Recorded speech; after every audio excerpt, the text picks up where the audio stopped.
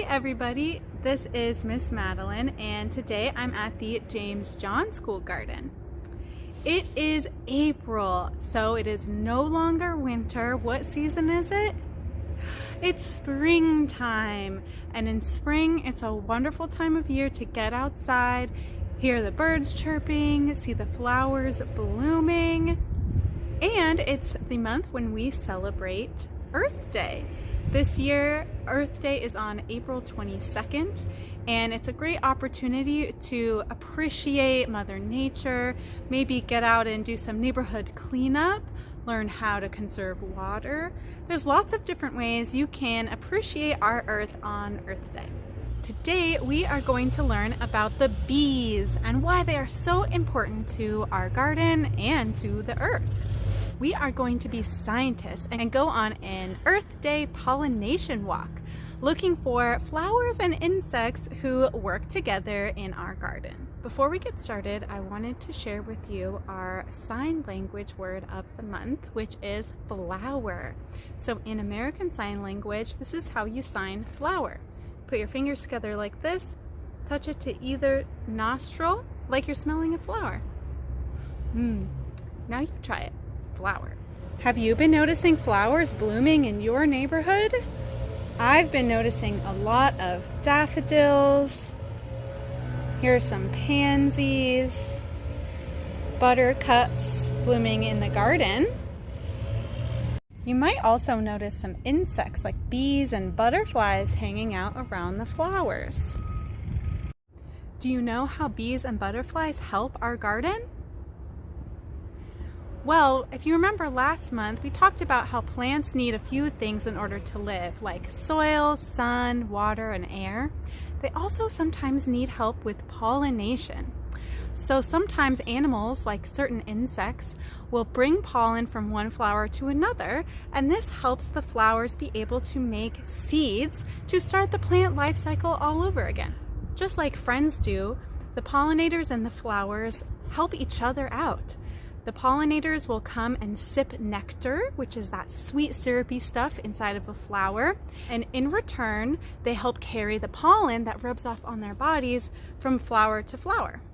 Honeybees even turn that nectar they get from the flowers into honey that they can use to eat all winter long, and sometimes they share their honey with us humans. There are a lot of different kinds of bees though, and not all of them make honey.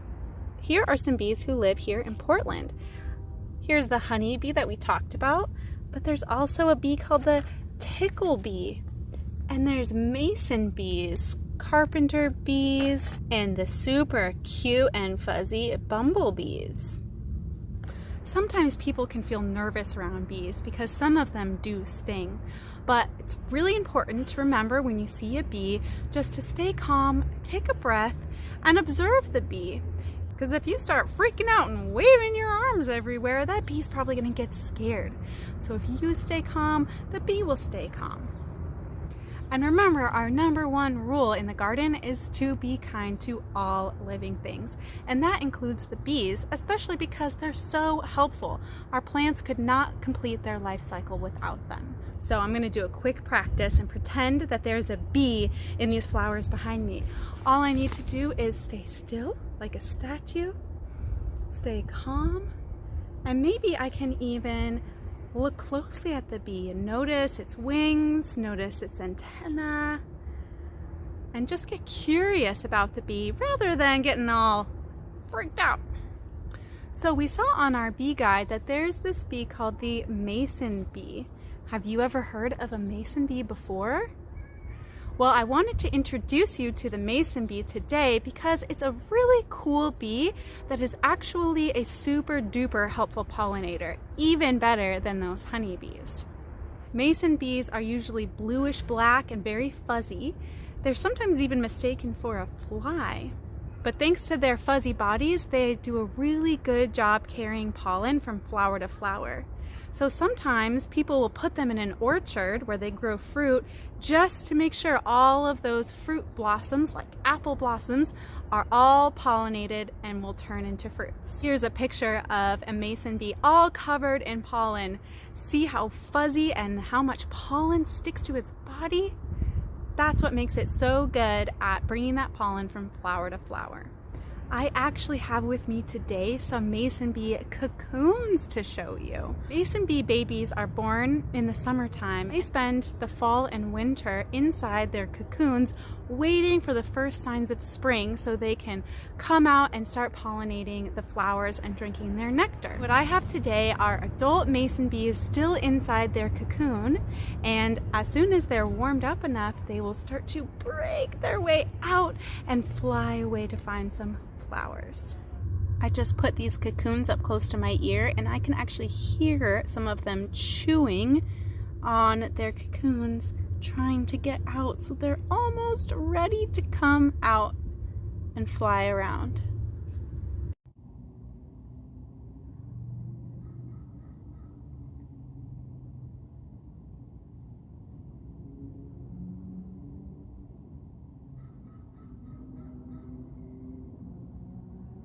Mason bees need to eat right away when they hatch, so I might leave them in the garden by these arugula flowers so they have some nectar and pollen to eat right away. Bees are so helpful to our garden. Can we say thank you to the bees? Thank you, bees!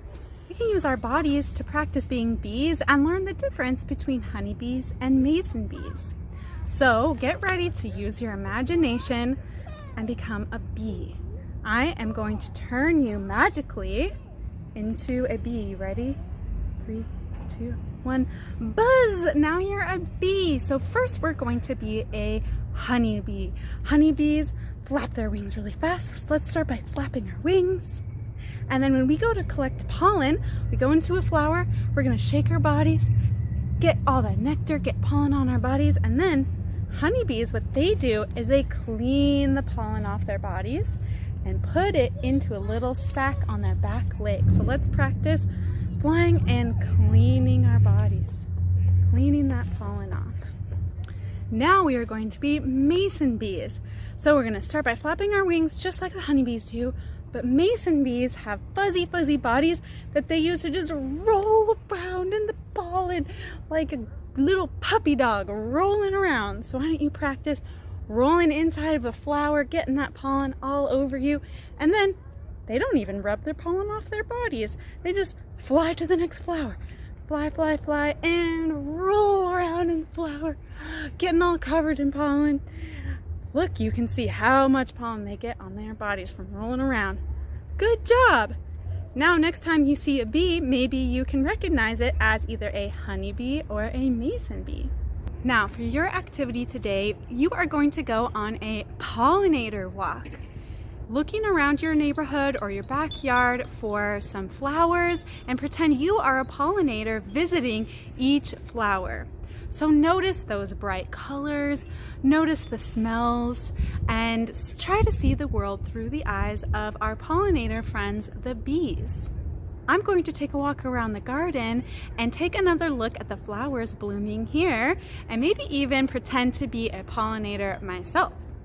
Here are some of the flowers we saw earlier, like these buttercups, and I'm going to pretend to be a pollinator and go in for that sweet nectar, and I might even end up with some yellow pollen right on my fingertip. Oh my gosh, maybe I can go to the next buttercup and give that some of its pollen.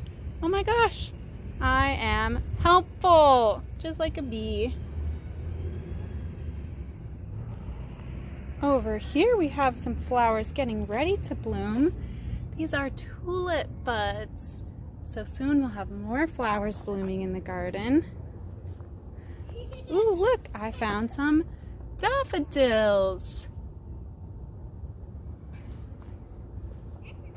And over here, our arugula is blooming, covered with these cute little white flowers that I know the bees will love.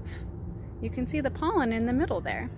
Remember to use quiet voices and calm bodies so we don't scare away any of the pollinators. And if you see a bee, say hi and thank you, since bees are so helpful to our garden and our earth. When you're done with your walk, you can draw a picture of some of the flowers or the pollinators that you've seen.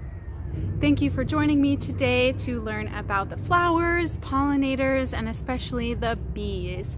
Hope you're enjoying springtime and see you all next time.